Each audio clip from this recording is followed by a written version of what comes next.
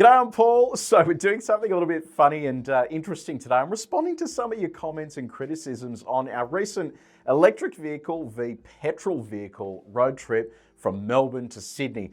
It was so viral that it has over 2 million views on Facebook, and that's just the promo clip for this. We were featured on the nightly news, we were featured on the national news. The story was picked up by Daily Mail, Unilad, just countless big publications globally. So I wanted to come in and respond to some of the comments, show you some of the ridiculous stuff that has been written as well, and also respond to some actual valid criticism that I wanted to run through as well. So I've got my trusty iPad here. There was thousands and thousands and thousands of comments in the tens of thousands across a lot of the media that had covered this. So there is lots here that I've probably missed, and if you have found anything interesting, put it in the comments section below. But I'll run you through just some of the highlights, and I'm going to start with just the idiotic stuff, and this is the people who don't actually watch, read, or listen to anything that is in front of them. I thought I'd start off with this. You should not add weight to the 740i because then it's not comparable, as ice comes at lower weight naturally. Repeat the test without additional weight. Had you have listened to the first several minutes of the video, you would hear that we didn't add weight. We actually did consider sticking 600 kilos worth of payload in Joe's 7 Series to have them equal weight. The problem is the payload is only 695 kilos, so it meant that if we put 600 kilos worth of sandbags or something in, Joe, who promises me he is at or around 95 kilos, would have us breaching GVMs. We literally said that we would exceed the vehicle's GVM, so that didn't actually happen. So thank you for reading that. This next one I just thought was totally idiotic. So the first question was actually a little bit valid. So the commenter wrote, funny how they forgot to mention that the petrol car was actually a hybrid and that the EV comes with 5 years of free charging. By chance, they just picked the wrong chargers. It's like they set up this comparison for a specific outcome. So let's just bust a couple of myths. The 7 Series, it's not actually a hybrid, it's a mild hybrid. So what it does is it's able to basically harvest energy each time the vehicle is slowing down and use it as a power boost and also to run some ancillary devices. So it is a hybrid in the sense that it's able to harvest that energy, but it's not a hybrid like a Camry hybrid or a RAV4 hybrid where it can actually drive on a bigger battery with no energy being used from the internal combustion engine at that very point in time. So that's kind of a bit of a furphy. The one on 5 years of free charging, again, this is another person that obviously didn't listen to anything that was said in the video. We weren't picking those cars because we wanted to take advantage of free charging or to suggest that anyone should spend almost $400,000 on an electric BMW. We picked those two cars because A, they were available, and B, one was an electric version and one was an internal combustion version of the same car, which is hard to find on the market. You have a lot that are either dedicated EV platforms or not. This was a mix that was available to us and one that we wanted to take advantage of. Obviously, if you spent almost $400,000 on the BMW, yes, you would be trying to take advantage of the free charging, but that wasn't the case here. That comment was then followed up by, I think, probably the most stupid comment I've read in all of this. He wrote, not only a hybrid, but a plug-in hybrid too. The challenge is bollocks. Typical car challenge done by people who don't live with either car. Just grab a couple of media loners and call themselves experts. Well, guess what? It was not a plug-in hybrid. They don't sell a plug-in hybrid 7 Series in Australia. Had it have been a plug-in hybrid, we would have mentioned it was a plug-in hybrid. And also, had it have been a plug-in hybrid, it probably would have been even less efficient than the 740i because a plug-in hybrid would have had free electricity for the first 70 or 100 kilometres.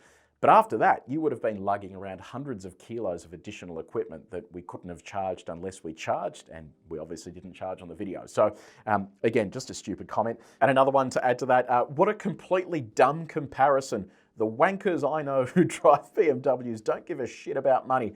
They're not real-world cars everyday drivers use to compare, and everyone knows EVs are not ideal for long trips here.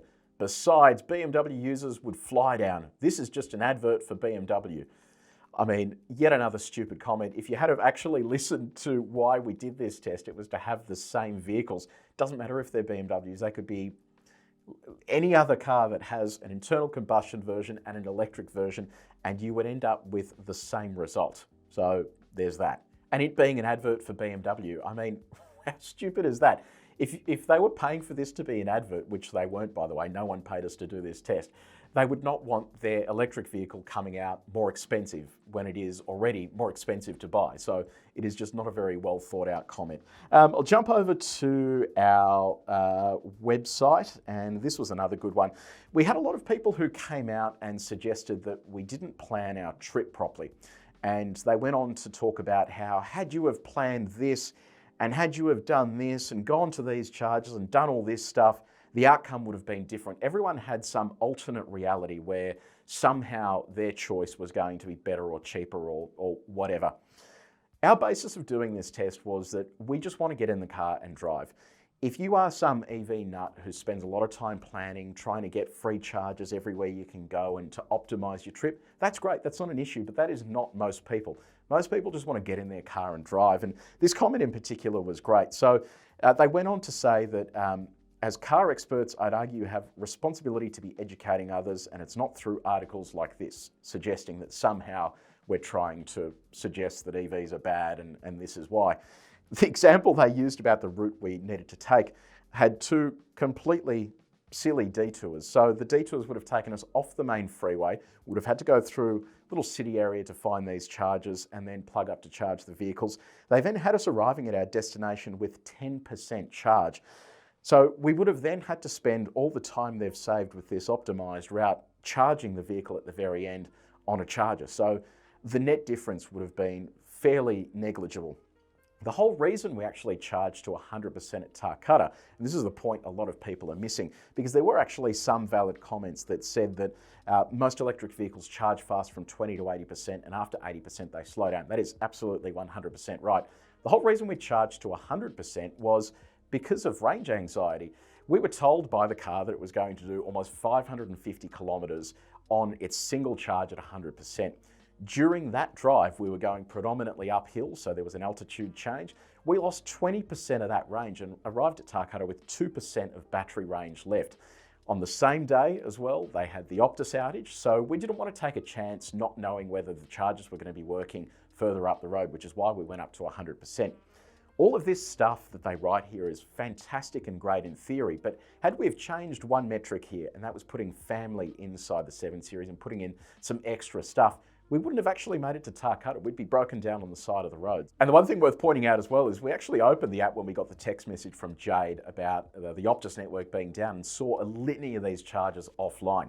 Tarcutta was the one that was working. So I just think that a lot of these ideal scenarios that people have in their minds just don't go into practice when you're actually doing this drive. You can just imagine when you do have your family and stuff in the car, it is extremely stressful, and that is not what a road trip should be. So all of these fantastic apps and all of these suggestions about where we should have, could have, would have, are all great, but when you actually put them to the test, you're making this whole test even more inconvenient than it already was, and you want us to take a chance by assuming we're going to arrive in Sydney with 10% battery left. No thanks, and that is what most people will be doing. They just want to know they can get there, and that is the whole reason you want to be charging the car as much as you can. If this was about time efficiency and trying to save cost and all this sort of stuff, sure, you could go take as many detours as you want, but ultimately you're going to arrive later and you're going to be inconvenienced more and run the risk of actually running out of battery while you're driving. This was another funny one, all in caps lock, full of excuses for the electric. You still had range anxiety. You still had your mate wait for you when he could have been on a plane overseas if you didn't have to charge so long. Ha ha ha. That was the thing that I did notice across all of these comments. It was very polarizing. You were either 100% in the I hate EVs camp or you were 100% in the media propaganda camp. There was nowhere in between. There were a few sensible people in between, like us, I guess. I literally own an EV. I know exactly what it's like to have range anxiety and to be worried about this stuff running out when it's cold. So I know exactly what this is all about. So I'm not pro or anti-EV or anything like that. I just wanted to do this test to see exactly what it was like. And it is interesting that people will take either side because they're just so offended that someone could have a different opinion when it is backed up by fact as well. Love this one too. What a bullshit review. Thank you. It was followed up by this one. Clearly the point of this test was to attract lots of traffic and comments to the CarExpert comments section to get people arguing. So I guess it was a success. No, that's not how content works. We don't create content to create arguments. I mean, that's just idiotic. But the next comment was interesting. So they go on to talk about not charging to 100% at Tarcutta. We've already debunked why that was a dumb idea to unplug at anything less than 100%. But what they've said here, and a lot of people have actually said this as well, is that at the destination, we shouldn't have included that charge because you would have that charge for free if you were going to a hotel. Well, not really. I mean, if you're going to a hotel, the hotel we stayed at certainly didn't have any EV charging. So if you're going to a hotel, okay, fair enough, you might pre-book it, it'll have EV charging there. But think 5 or 10 years down the track, hotels aren't going to have a bank of 50 EV chargers. If 50% of car sales are EV chargers, they're not going to have 50 EV chargers there for all their guests. Ultimately, the hotel would go broke if they had to pay for the electricity of all of these vehicles charging, let alone the inconvenience of having to get guests to move their cars once they're full. And the cost of all that electricity, guess where it's going? It's going to get added onto your hotel bill. At the moment, you've got a few hotels and Airbnbs and stuff like that have EV charging to attract owners of EVs because typically they are wealthier, they are spending a lot more money on a car than someone who's buying an internal combustion car. So it does make sense that they will add them in. But in the future, you're not going to have EV charging that is free of charge. I mean, it's just not a logical thing to have. It'd be like today saying that hotels should have free petrol for everyone that comes.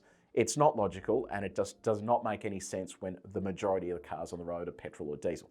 So that is just one point. Yes, sure, you could have factored in a hotel to charge the car at the end, but we didn't. We wanted it to be equal. We wanted to know how much it cost if you just use public charging infrastructure. That was literally the point of the test, not cherry picking where I can charge for free and leave the car overnight to charge. That was not the point of the test.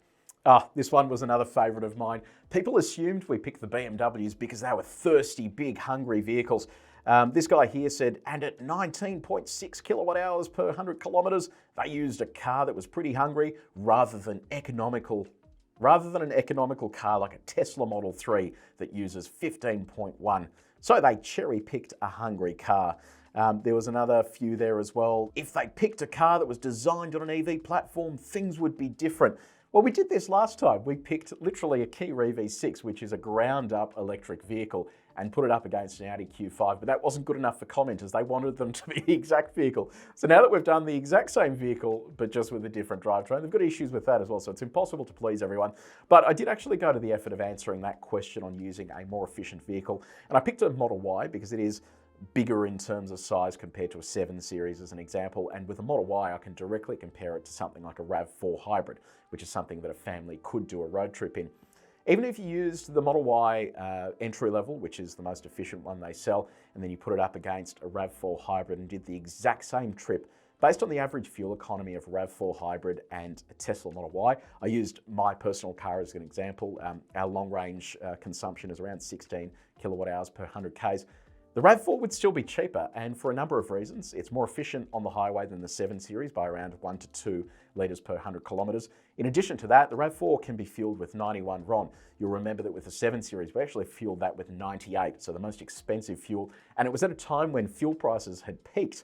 So it was really expensive then. Today, when fuel prices are even cheaper, you would absolutely blow it out of the water with a RAV4 hybrid in comparison to a Tesla Model Y. So even if you did go for more fuel-efficient vehicles and picked a more fuel-efficient internal combustion vehicle, it is still cheaper to do that trip with an efficient petrol car than it is an electric car. That is just a fact. And look, the final one I'm going to wrap up with is this comment here. Melbourne to Sydney is not the majority of trips, and as is said, EVs are better around urban areas, which is what most trips are. Unfair comparison. I completely agree. If you run your EV in and around the city as a runabout, you charge at home, you have solar, an electric vehicle will always be cheaper than a petrol or diesel vehicle to run if that is what you're doing, 100%. Even if you do short road trips where you come home at the end or you occasionally use public charging infrastructure, an electric vehicle will be cheaper. No one is denying that. What you cannot deny though is that for a longer road trip, an electric vehicle is going to be more expensive if you're using public charging infrastructure. Since we filmed that video, public charging has gone up in price by up to 40%.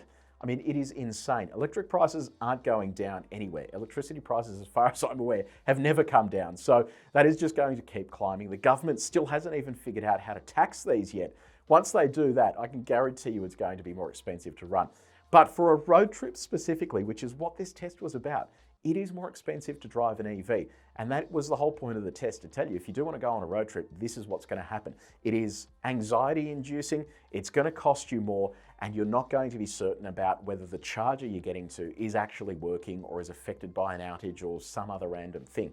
With a petrol vehicle or a diesel vehicle, you fill it up, you drive, there is nothing to worry about. You will find a petrol station, and if that's closed for whatever reason, you just drive to the next one and it's fine. So no one is denying that EVs are cost effective to run in and around the city. Yes, they are more expensive to purchase, but you pay that back over time. But specifically for road trips, the test that we did is valid, and it just highlights that a lot of people have their heads in the clouds when it comes to this stuff.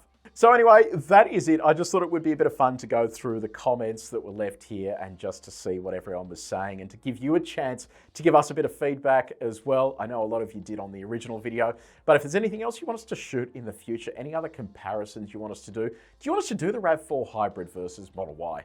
Maybe drive around the city for a bit and then go on a road trip. Let us know in the comments section below. I'm keen for your feedback. Thank you so much for your support. Thank you for liking and subscribing to our channel and liking all of the videos that you watch as well. We really do appreciate it. But until next time, take it easy.